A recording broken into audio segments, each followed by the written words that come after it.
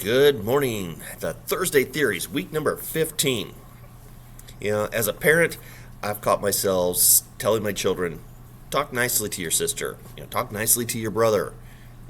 As a teacher, I've told my students, watch what you say. Be careful how you do that. Are those the right words we want to say? Concepts and ideas like that. I wonder if we need to be telling ourselves that as teachers as well. There is a teacher shortage, no surprise. And we hear reasons like, well, it's the pay, it's all the paperwork, it's the testing, it's this, it's that. I think it's us. I think it's us as teachers. We bring in people from the outside talking about their careers. We do career days and have guest speakers and things like that in some of the classes. And it's very interesting to hear those people talk when we bring them in because they're good at their job and they love what they do and they want people to come and do those things. I don't know any teacher who's ever brought a teacher in for career day.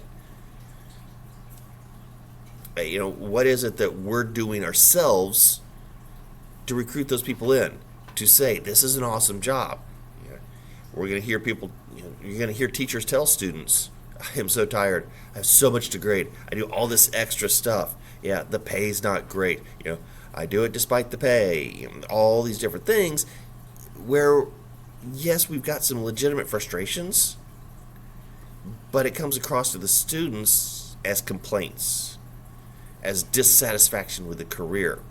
And as much as we might be dissatisfied with some of those things, how often are we as teachers telling our students, man, it was so cool, this thing happened the other day. Man, I love what I'm doing. I get to be creative.